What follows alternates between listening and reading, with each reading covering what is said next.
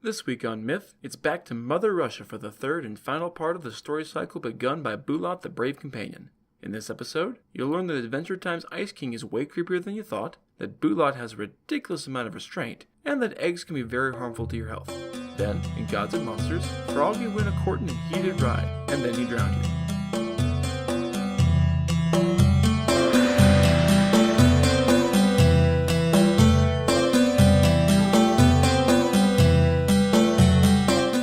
Myths Your Teacher Hated podcast, where I tell the stories of cultures from around the world in all of their original, bloody, uncensored glory. Modern tellings of these stories have become dry and dusty, but I'll be trying to breathe new life into them. This is episode 18C, The Ice King Cometh. As always, this episode is not safe for work. Previously on Myth, we met Bulat the Brave Companion, a gentleman thief turned helpful killing machine as he helped Prince Ivan Tsarevich get out of a bad contract with his servant so he could become prince again and marry the beautiful princess with more agency than many fairy tale princesses. This week's story will pick up decades later, after Princess Marya, where Bulat has managed to get himself into trouble yet again. One note before we start, this story also features a young man named Ivan, but it's not the same Ivan as either of the previous two Ivans. Although in some versions, it is. Prince Ivan was a popular hero in Russian folklore, and he pops up as the hero in a lot of stories that cannot possibly be in the same reality, or he would be married happily ever after to at least a half dozen princesses, as well as being from an equal number of different backgrounds. He is not actually a prince this time. As previously mentioned, for the sake of creating a consistent narrative in the story cycle, I'm treating each of the Ivans as a different man with a very common name. After leaving Prince Ivan in the ruins of the third unrealistically large army that the two men had ripped through like a hot knife through butter, Bulat considered his obligation to the man who had freed him met, and he had more than fulfilled their actual bargain, so he went off in search of his fortune. Instead, he realized that maybe he should have gotten some money from the desperate kingdom he had saved 3 times before riding off into the sunrise. He traveled as far as he could for many, many years, then set up in a town in a different kingdom to try and make a living. He had a hunch about what the next big trend in peasant fashion would be, and he thought he could make a killing, so he went into debt up to his eyeballs to buy the wares he needed. It turned out that Bulat was as bad at fashion as he was good at killing, which makes you wonder why he didn't hire himself out as a mercenary, or a guard, or something. But maybe he didn't like wholesale murder, despite having slaughtered 1.5 million men in the course of several months. He wasn't able to sell anything, and when the merchant came calling to get his loan repaid, Bulat didn't have the money. The merchant was apparently from the New York Mobster School of Loan Sharking because he decided to beat the ever-loving shit out of Bulat in the market square in punishment for not paying, and as a warning to all other borrowers to pay their fucking debts. Unsurprisingly, a large crowd gathered to watch a man being flogged, and only one person in the crowd thought that this was bullshit. His name was Ivan, and he was completely unrelated to Prince Ivan from the last 2 stories. He was a merchant, and he'd been doing well recently, so he had a little extra money. Ivan spoke to the asshole beating a man for not being able to pay his debt, but the fucker wouldn't quit. He was determined to beat the money out of the man like he was in Super Mario Bros., but life didn't work that way, so Ivan did the only thing he thought might work. He offered to pay off Bulat's debt. The merchant paused to work out the muscle in his tiring flogging arm. Well, money is really more useful than beating this dude, as satisfying as it is for a bully like me, and I've already gotten in a lot of good whacks. Plus, this way I get to give the warning and get the money, so it's a win-win for me. Done and done. Ivan turned over almost all of his surplus to the greedy merchant and helped Bulat to his feet. Oh my god, thank you, sir. I thought he was going to beat me to death. This is not strictly accurate, since we've already seen Bulat take on 500,000 men and kill all of them, so the only reason this merchant is alive is because Bulat held back. Still, Ivan didn't know that. Don't mention it, buddy. It was the right thing to do. Well, off to try and make up that extra money again. Ivan had genuinely helped out just to be a good guy, and he didn't expect any reward. As you already know, Bulat loves to give lavish rewards for helping. Hey, mister. Ivan turned. Seriously, I want to thank you. You didn't have to get involved, but you did. And it's going to work out for you because if you hadn't helped me, you'd never meet Vasilisa Karbadevna, who was prophesied to be your wife. Wait, what? Yeah, dude. There's an awesome chick that you're supposed to meet, but it would only happen if you helped me. You did, so now I help you. Alright. Thanks, I guess. How do we do this? Easy. I tell you everything you need to do. Just do what I tell you. Get 3 horses and follow me. Ivan walked back to his home thinking, this was crazy, right? He just met this guy, and he was clearly broke. This could all be a scam. On the other hand, Ivan thought the guy was on the up and up. Besides, he kind of hated how monotonous his life had become. Maybe a little distant adventure was just the thing. He changed course for the stable, got 3 horses, and headed back to the town square. Bulat was waiting for him and smiled as he approached. I was hoping you'd come back. Let's go find your wife. The two rode out for many days until they came to the distant kingdom of Tsar Kirbet. In an isolated corner of the kingdom lay a tower. Because this is a surprisingly common trope in a lot of different cultures, the maiden was trapped inside by her overprotective father. Guards roamed the grounds to prevent anyone from stealing her away, but it had been years, and they had gotten lazy, so Ivan had plenty of time to talk to the beautiful maiden in the tower. They connected instantly, and soon became fond of each other. Ivan came back over the course of several days to talk to her. He tried to convince her to come away with him, but she refused. I like you, Ivan, but we did just meet. Besides, Daddy would be furious. That night, Bulat and Ivan sat around their campfire and talked.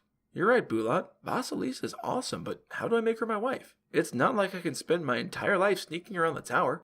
Bulat smiled. Of course not. I have a plan. Go to town tomorrow and buy a chicken, a duck, and a goose. I'll do the rest. The next afternoon, Ivan rode back with the 3 birds, confused as to what was happening. Bulat just smiled, took the birds, killed all 3, and roasted them over the fire. He asked Ivan to hand him the wing from the chicken, then rode to the tower. He got Vasilisa's attention with a rock, cracking the roof, then held up the chicken wing. Hungry, princess? Ivan thought you might be, so he cooked this chicken especially for you. Here. He handed up the wing, and Vasilisa leaned out of the window to grab it. Then he rode back into the forest. Duck wing. A confused and bemused Ivan handed him the wing from the roasted duck, and Bulat repeated his performance. Vasilisa had been impressed with how well the chicken had been cooked, and was excited to try the duck. Bulat rode into the forest again. Goose. Ivan handed him the wing of the last bird, and Bulat rode out again. One more, princess? I saved the best for last. Excited about the food, Vasilisa leaned out the window a 3rd time, reaching for the poultry. This time, though, Bulat grabbed her by the wrist and yanked her ass clean out of the window. He caught her as she fell and set her on her feet. Now, we run. Vasilisa had a choice to make. She could go back and find the guards to get her ass locked back in the tower for probably forever, or she could ride off with these relative strangers into adventure. For what is definitely a rebellious streak, and not at all the woman's fear about being snatched out of her tower by a dangerous, dangerous man, she decided to not piss off the mysterious swordsman. When Bulat ran towards the forest, she ran with him. They climbed onto the 3 horses and rode off. It didn't take long for the guards to realize that the tower was empty. Even lazy guards noticed the damaged roof, and the Tsar was every bit as angry as his daughter had predicted. He sent an entire squad after the kidnappers, with himself in charge. He wanted to see these fuckers die with his own eyes. Honestly, a totally fair reaction. Bulat soon heard the sound of the pursuing horses, and realized he had to do something. He dropped his ring, rode a few steps, and then pretended to notice. Holy shit, guys, hold up. I lost my ring. It's a family heirloom. I have to go back for it. My dear granny would never forgive me if I lost it. Vasilisa offered Bulat her ring instead to keep him from going back for it, because she liked her kidnapper, and in no way because she was hoping her father's guards would catch them and bring her home. Bulat, ever the gentleman thief, accepted the offered and much more expensive ring, but insisted on heading back anyhow. Bulat rode back towards the approaching guards with a smile. He had missed this. It wasn't long before he saw the dust raised by the soldiers heading his way. He stopped his horse in the middle of the road, sword drawn, and waited. The guards correctly figured that this arrogant bastard was one of the vile princess thieves and charged. Bulat flourished his sword and ripped through the men's bodies in a shower of blood, bone, and brains. He danced a scarlet dance through what used to be dangerous fighting men, and when the screaming finally died, he and the Tsar were the only ones left standing, or in one piece. He gave the terrified monarch a blood-drenched grin. You get one chance. Go home, king. I promise you, your daughter is safe with me. The Tsar didn't really have much of a choice. Sure, he could have charged Bulat himself, but he just had a very real demonstration of how terrifying Bulat was in combat. If he drew his sword, he died. Tail between his legs, Tsar Karbit rode for home alone. Bulat rejoined the group, and Vasilisa probably worried more than a little about her dad's life, especially given the fresh bloodstains on Bulat and his horse. But she said nothing, and definitely not because she was scared of the man who had just slaughtered the people who were supposed to be protecting her. Tsar Karbit wasn't ready to give up yet, however. He wasn't about to let those bastards take his daughter without a real fight. When he returned to his palace, he gathered up twice as many men as he had brought before, and he led them back towards his daughter and her 2 kidnappers as quickly as the horses could run. Ivan and Bulat had stopped to rest, thinking they wouldn't be pursued again, so the Tsar's men caught up quickly. Once again, Bulat heard them coming, and again, rather than admit that he was going to murder the fuck out of her father's men, Bulat got sneaky. He dropped his scarf and insisted he go back for it. His mother had knit that for him, and he would never forgive himself if he lost it. He fell back, leaving Ivan and the probably suspicious but unsure Vasilisa to ride ahead. Again, he met the Tsar and his men, and again he ripped through them in a whirlwind of razor-sharp steel, leaving only himself and the Tsar alive. Last chance, Tsar. Go home. Your daughter is lost to you. Surprisingly, the Tsar doesn't ride back and gather up still more men in spite of the fetish this story has with the rule of threes. Instead, he goes back home alone to mourn his daughter. He knows that he won't possibly be able to raise enough men to stop Bulat, and he gives her up for dead. Night was falling quickly when Bulat returned, and the three decided to make camp. They were outside the princess's kingdom and into strange territory. Bulat wasn't sure where they were, exactly, so after a dinner cooked over a campfire, he decided to go scouting. None of us have ever been here before, so we don't know who owns this land or what dangers may lurk in the shadows. I'm gonna go look around and see what I can learn. Ivan, you stay here with Vasilisa and keep watch all night, which served the dual purpose of protecting the princess and making sure she didn't try to escape in the night. Don't fall asleep now, alright? And with that, he was gone into the night. Ivan kept watch as Vasilisa snuggled down under the blankets near the fire and fell asleep. It was boring. Like, really, really boring. Have you ever tried to just stare into the darkness for hours on the off chance that something will happen? It's incredibly tedious. That, coupled with the fact that it had been a very long day after weeks of sleeping rough, explains completely why Ivan was only able to stay awake for half the night. Can you really blame him? It turns out, Bulat definitely could. Ivan woke up in the morning to two uncomfortable facts. First, his back felt like someone had beaten him with a club from sleeping in such an awkward position. Second, Vasilisa was gone. Shit. Ivan, who was not quite naive enough to realize that as much as Vasilisa liked him from knowing him for a couple of days, she probably wasn't entirely cool with being kidnapped by him and his dangerous friend to ride out into God knows where to do God knows what, thought she had abandoned him. Who would blame her? Quit your bitching, dude. She didn't leave, she was abducted. Again, I mean. By not us. I found a landmark I recognized, so I sort of know where we are, and where we are isn't good. This land is more or less controlled by Kashi the Deathless, and it was almost probably he that had taken her in the night. A little bit about Kashi, who we met before. He's a popular villain in Slavic folklore and mythology, and his typical MO is to steal the hero's wife, usually with the help of his powerful sorcery. He did that kind of a lot. You know the Ice King from Adventure Time? Although I can't find anything to definitely confirm it, I strongly suspect that he's based on Kashi. Kashi, whose name means skeleton in the old Kravichi dialect, is almost always described as being tall and, although perfectly healthy, emaciated to the point of being almost inhumanly thin. Also like the Ice King, he's effectively immortal. As we saw before, it's as weird as anything that Adventure Time could have come up with. Also, for reasons that aren't really explained, he's kind of a nudist, especially when kidnapping women. It's honestly really creepy. So anyway, Finn and Ivan and Bulat, go in search of the missing princess. After riding several days in the direction that Bulat remembers vaguely from maps years ago, they come across a pair of herdsmen tending cattle out in a field. Hey fellas, how's things? Say, those are some fine-looking cows. Whose are they? Oh, those belong to Kashi the Deathless. That's what I hoped you'd say. Before the two men could finish looking confused at that cryptic remark, Bulat had disemboweled both of them. They didn't have time to more than scrabble weakly, uselessly at the gray European trail spilling from their stomachs before they both collapsed into the blood-soaked earth. Dude, what the hell? We could have just tied them up or something. Jesus, you didn't need to kill them. Bulat cocked his head. Yeah, that might have worked, but what if they had gotten loose and gone to the sorcerer? We can't risk being discovered. Discovered? Discovered doing what? Bulat knelt down and began stripping the clothes off the two cooling bodies. Put on their clothes. Not the shirt, obviously, but the rest of it. Wear them now. We're going to sneak in. Ivan was less than sanguine about wearing the clothes of a man his maybe friend had just straight up murdered, but he didn't have a better plan to rescue the wife that was his destiny, although Bulat was the only source we have for that particular prophecy, so maybe he's making his own destiny here. Dressed in the clothes of dead men, they rode towards Kashi's castle, driving his cattle before them. Smash cut to Vasilisa wandering alone in a dreary, deserted-looking castle. Picture that early scene of Disney's Beauty and the Beast when we see the inside of the castle for the first time, and you won't be far wrong. It's unclear how long she's been here, but it's definitely taken a toll on her spirit, and on her appearance. She was snatched away with almost none of her things, and banging around inside the empty building all day is eating at her sanity. To try and find some small piece of normalcy in this insanity, Vasilisa has taken to washing her face in the goat's milk each morning and each night, as a way of keeping her face smooth and lovely. As the two herdsmen were driving the cattle into the castle yard for the night, she sent a maid out to fetch goat's milk for her face bath. Having other people around, but forbidden to talk to except to take basic orders, was even worse than being truly alone. At least then, she could have shouted, "Fuck Kashi the Deathless," into the rafters until the castle shook, and maybe made herself feel a little better. Instead, she had to maintain her ruse at all times. The maid dutifully and silently took the pail out to the yard to get the goat's milk. One of the herdsmen sidled up to her. "Hey there, pretty lady. What's the bucket for?" "Goat's milk." "A woman of few words. I like that. Who's the milk for?"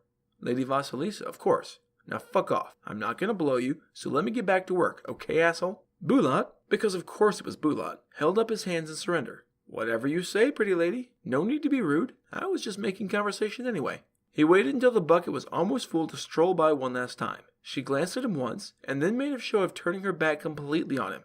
Bulat smiled. While her back was turned, he pulled the ring that Vasilisa had given him to spare her father's life, though she hadn't said it in so many words. Bulat knew what was up, out of his pocket. He carefully dropped it in the bucket with a cough to cover the soft bloop as it fell in. The maid continued to ice him out, so Bulat shrugged and walked over to Ivan, who was, of course, the other herdsman.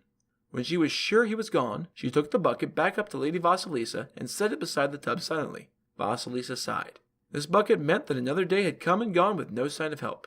Soon, Kashi would be coming back from his rambles, and she would have to play into this whole romantic abduction fantasy. The man was frighteningly powerful, and she got the feeling he didn't take kindly to being told no.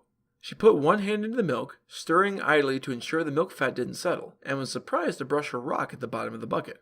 That's fucking weird, she said to no one, enjoying her small rebellion against the part of the docile, proper young lady that Kashi preferred. She pulled the rock out, and was even more shocked to see her own ring. She'd given that to Ivan's bodyguard to try and get him to be merciful with her father, and she hadn't expected to see it again. If it was here...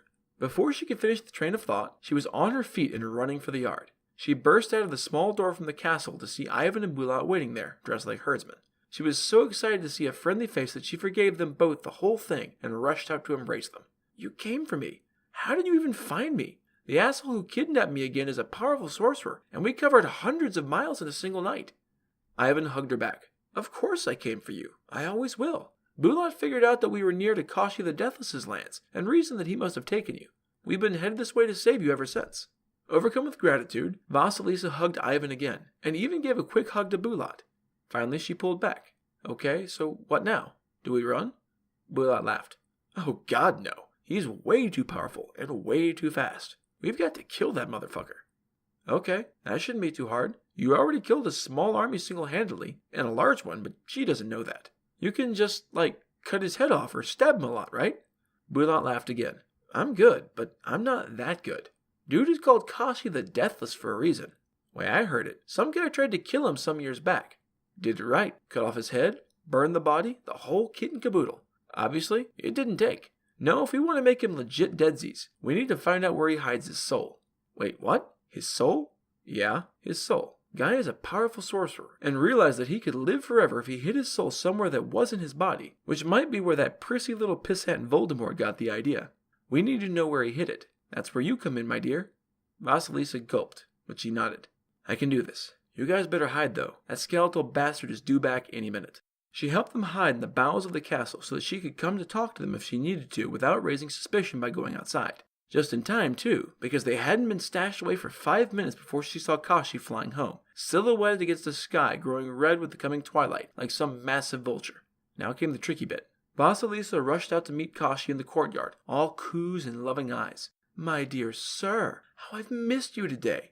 She dashed up to him and threw herself under his long skeletal arm. She saw his eyebrows rise in surprise, but he immediately embraced her back. Sure, he should probably be suspicious, but this is what he had always wanted. He'd always known that if he just kept up his spree of magical kidnappings, he would find the girl who loved him the way that he loved all of them.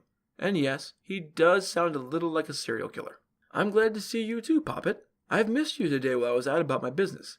She gave a theatrical shudder. Oh, I do hate it when you go out like that. I worry that something will happen to you. The people around here are so jealous of you, and they hate you for it. They would kill you if they could, and I worry that someday you won't come back to me. Kashi laughed. Seriously? You do know why they call me Deathless, right? I'm immortal. Unlike the rest of you, I don't carry my soul around in my body where it can be hurt. I leave it stashed in a broom in the kitchen. No one would ever think to look for it there. The two went inside, and Kashi retired to his quarters to wash up for dinner. Vasilisa, meanwhile, went to Ivan and Bulat. You were right. He keeps his soul here during the day in a broom in the kitchen. Bulat shook his head. Bullshit. There's no way a guy that powerful and that full of himself keeps his fucking soul in a fucking broom. All it would take would be one careless servant leaving it too close to the fire and whoosh! No more sorcerer. Vasilisa frowned. He's testing me. He's suspicious that I'm trying to escape and wants to see if I'll destroy the broom to get to him.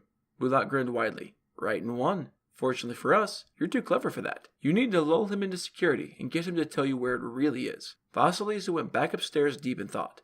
Then she grinned her own grin. She had a sneaky idea. She went and found the broom in the kitchen, a worn and dusty old thing.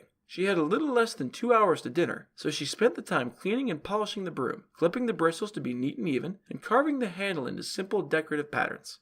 At dinner, Vasilisa presented the spruced-up broom with a flourish. My dear sweet Kashi, I was thinking about what you said about hiding your soul in the broom, and I had to go see it. It was so lonely and ill cared for that I just had to make it as nice and as lovely as you are. Here, my dear, please put this somewhere safe where a careless servant can't destroy it. Your soul is far too precious to leave lying about like this. At Vasilisa's words, Kashi's face split into a huge, cadaverous grin. I knew it. I knew you really liked me, but I had to be sure. You understand, right? I've been too trusting in the past, and it burned me. If you don't get that pun, go back to the last episode again. I would never really be so foolish as to hide my soul in something so easily broken by a servant. In fact, it's hidden in the goat that you get the milk for your face baths from. It helps keep your face as lovely as ever. Besides, a goat can keep itself from the fire, so it's much more secure. They dined in relative quiet with small, mindless chatter to fill the silence. Afterwards, Kashi kissed Vasilisa's hand, and they parted for the night. Once she was sure he was in his room, she rushed downstairs again to tell Bulat and Ivan. Yeah, so I buttered him up all nice and sweet, and he admitted he was testing me with the whole broom thing. This time, he says his Horcrux is the goat, and he's definitely being honest. I'm pretty sure he's full of shit, but I wanted to get your take. Bulat looked at Ivan. Yeah, it's definitely not the goat. If that little beastie managed to get itself good and dead, and being a goat is not that hard to imagine, Kashi would be fucked. Want to go for the hat trick? Vasilisa agreed and went back upstairs. She worked late into the night, braiding ribbons into the goat's fur, polishing its horns, and making it a cute little collar to wear. It was the wee hours of the morning before she was finally able to collapse into an exhausted sleep. Even so, she rose with the morning sun to go and greet her kidnapper before he left for the day to go and terrorize the countryside. As he was eating breakfast, which he usually did alone, she came into the great hall leading the dressed-up and super adorable goat behind her. My dear sweet Kashi, I was thinking about you hiding your soul in the goat, and I had to go pet it. It looked so lonely out in the pen all by itself that I just had to bring it inside and dress it up, to be as nice and lovely as you are. Here, my dear, please put her somewhere safe where a careless accident can't get her killed. Her soul is far too precious to leave wandering about like this. Kashi's creepy skull head grinned even wider than before. I knew it. I knew this day would come. You like me. You really like me. So you know what I'm going to do? I'm going to tell you where my soul really is. I know I can trust you. My soul isn't in the goat, since that's way too easy for something to happen to. I did something much sneakier. I put my soul inside an egg. I know what you're thinking, but Kashi, an egg is super vulnerable. See, I hid that egg inside a duck. Yeah, you're thinking, but how is that better than a goat?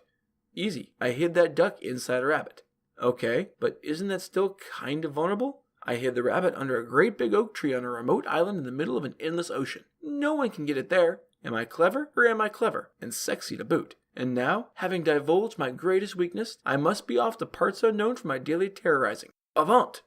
Using the power of his newfound love, or, more likely, his enormous magical abilities, Kashi sailed off into the sky to go be a bad guy. Vasilisa watched him go dutifully, then raced back inside to tell Ivan and Bulat. Guys, I know where his soul is. For real this time. This shit is too weird for him to have made up. She went through the whole little old lady who swallowed the fly shenanigans about where his soul was hidden. Bulat nodded in agreement. Yep, that's the real place. No one would be crazy enough to just make that up. Let's go get us a magical soul egg. Vasilisa stayed at the castle to keep the obscenely powerful, amoral sorcerer from getting suspicious while Ivan and Bulat went off in search of the crazy hiding place. There was only one ocean even remotely close to Kashi's lands, so the two men headed that way. When I say remotely close, I still don't mean it was even a little close. Ivan and Bulat had restocked their provisions before leaving the castle, but the lands beyond Kashi's castle were wild, remote, and uninhabited. They had traveled for weeks without meeting a soul, and they were almost out of food. They hadn't yet reached the point where the other person looked like comically oversized food items, but it was a near thing. They had tried to hunt, but they hadn't even really seen any animals, so shit seemed dire.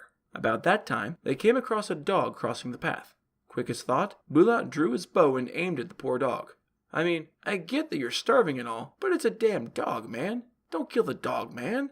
The pupper looked up at Bulat and said, Please don't kill me, friend. I'm all skin and bones, so I won't make much of a dinner, and besides, I can be a lot more use to you alive than dead. If you ever need help, just ask for Spot and I'll come running.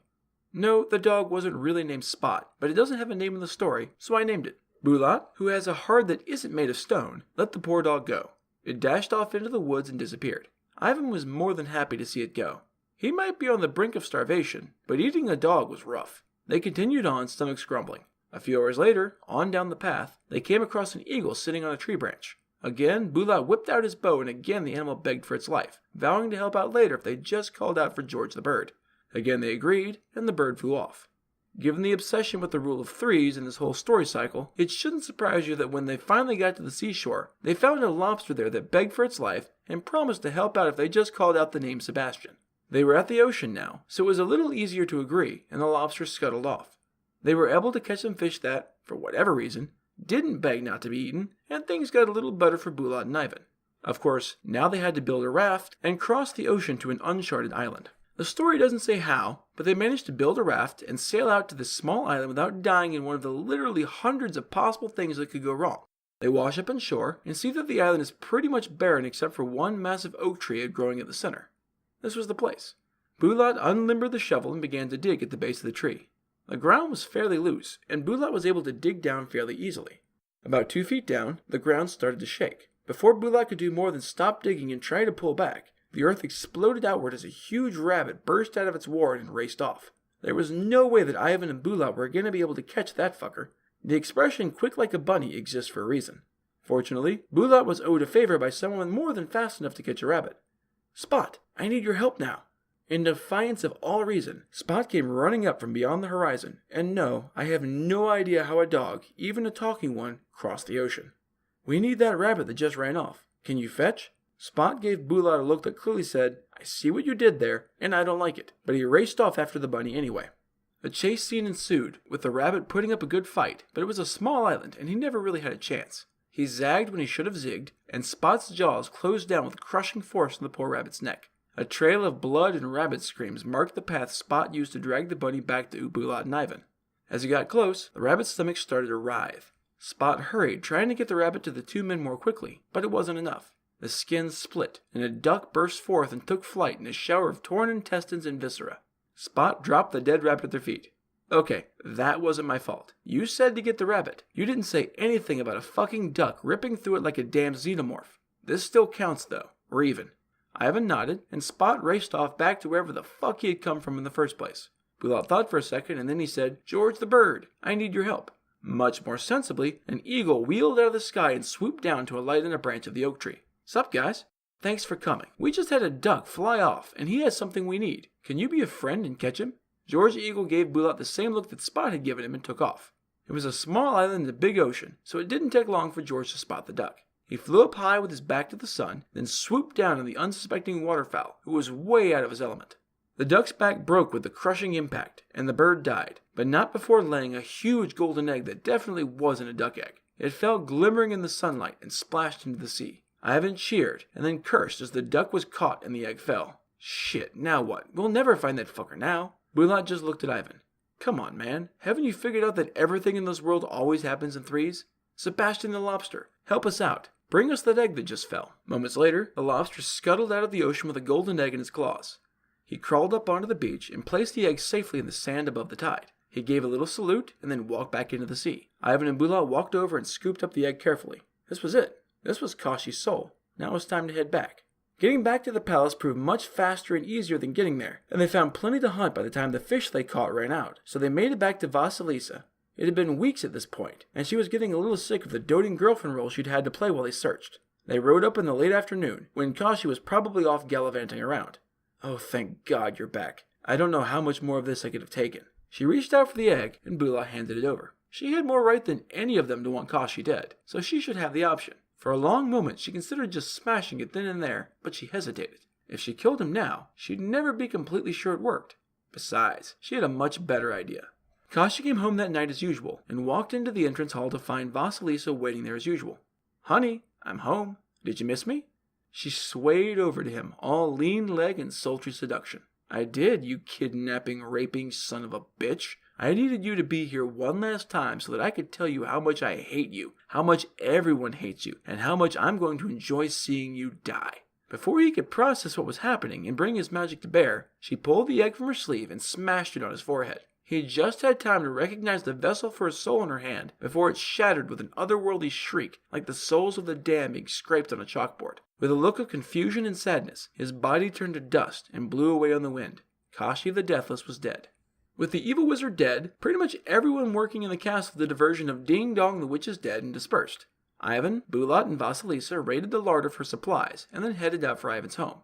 During her captivity with Kashi, Vasilisa either decided that she was extremely impressed with the way he had come through for her, or finally succumbed to Stockholm Syndrome because she agreed to go home with Ivan and get married. All of this was in fulfillment of the prophecy that Bulat might have just made up. Because Vasilisa was a princess, when her father died, Ivan became king of the country he kidnapped the heir to, and he made Bulat his most trusted friend and advisor. Things are finally settled, for realsies, so it's time for Gods and Monsters. This is a segment where I get into a little more detail about the personalities and history of one of the gods or monsters from this week's pantheon that was not discussed in the main story. This week's monster is the Vodunoi, which literally means the one in the water. He's not a mermaid, damn it, he's a merman.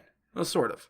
The Vodunoi from Slavic mythology is a water spirit, usually described as a naked old man with a frog-like face, often with black fish scales. If you've ever read Shadow over Innsmouth, you're on the right track as far as imagery. Now add a green beard and long hair, caked in river muck, webbed fingers, a fish tail, and red eyes that glow like coals, and you've got the Vodunoi. As the name implies, the Vodunoi lives in the water, traveling in the rivers and the lakes on a half-sunken log. Due to his naked old body and beard, he's often dubbed grandfather by the locals, but he's not a kindly figure. Drownings are usually considered to be his work, not out of any malice, but because he likes humans enough to want to keep them forever and ever and ever. He also likes to plunder shipwrecks for human baubles, kind of like the Little Mermaid. He's a powerful figure, and as such, he likes to be waited on by slaves. When he needs more, he'll find someone on his river or lake and drag them into the water, drowning their bodies and allowing him to capture their spirits to serve him in his crystal palace in his underwater realm. In some versions, he is also served by mermaids and mermen, who are far less powerful than old Granddaddy Vodunoi. He mostly appears at night, where he can be heard splashing loudly on his log as he moves. Sometimes, he can be seen sitting on the riverbank, combing the muck out of his beard and his hair. The rules for living with the Vodunoi are fairly simple. Stay the fuck away from the water at night if you didn't want to serve the drowned god. You also need to avoid swimming on holidays, and to avoid bragging about your swimming prowess. If he heard you bragging, he was more likely to come for you since you'd be a better servant if you were a powerful swimmer.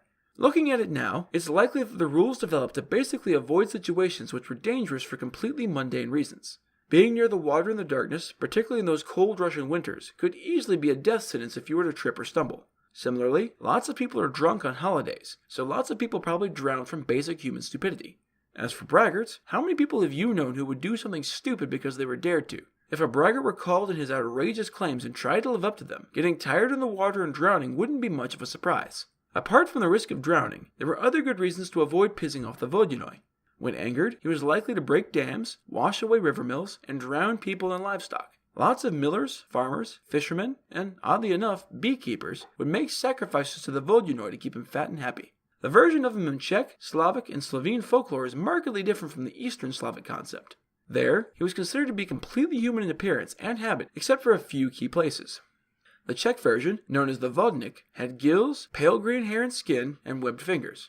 They wore human clothes, but always just a little odd-looking, often described as vagrant-like. Sometimes the Vodnik was dangerous, and sometimes helpful, but always powerful. Souls of the drowned they would store in lidded porcelain cups, which they considered their most valuable possessions. One key difference was the Vodnik had no servants except for the occasional fish or fish spirit. Rather than looking for people to capture, they mostly just lazed about, often playing cards or smoking pipes. Fishermen would often drop a pinch of tobacco in the water before starting, and ask the Vodnik to deliver them plenty of fish in return. They swim about entirely on their own, not bothering to use a half-sunken log like their cousins. They also stayed the fuck out of the sea, which was poisonous to them, unlike the Vodunoi. So if you ever find yourself on a Russian lake and in need of assistance, I hope you brought some loose tobacco to dump in the water to bribe the fish spirit living there. Otherwise, Granddaddy Vodunoi might drag you down to sleep with the fishes. Literally. That's it for this episode of Myths Your Teacher Hated. Keep up with new episodes on our Facebook page, on iTunes, on Stitcher, or on TuneIn, or you can follow us on Twitter as @HardcoreMyth. You can also find news and episodes on our website at mythsyourteacherhated.com. If you like what you've heard, I'd appreciate a review on iTunes. These reviews really help increase the show's standing and let more people know that it exists. If you have any questions, any gods or monsters you want to learn about, or any ideas for future stories that you'd like to hear, feel free to drop me a line. I'm trying to pull as much material from as many different cultures as possible, but there are all sorts of stories I've never heard, so suggestions are appreciated. The theme music is by Tiny Cheese Puff, whom you can find on Fiverr.com. As of this episode, Myths Your Teacher Hated has officially been bringing you all of the best naughty gods and violent heroes for 1 year. Woo us! To celebrate, I'm taking a little vacation to Hawaii, and I mean that both literally and figuratively. I will literally be going to the islands, but the show will also be making another visit to the Polynesian demigod Maui. You'll learn that eels have confusing names, that coconuts are actually creepy as fuck, and that Maui could single-handedly fix the overfishing problem if he wanted to. Then, in Gods and Monsters, it's the malevolent spirit that will punish you super harshly for chewing gum. That's all for now. Thanks for listening.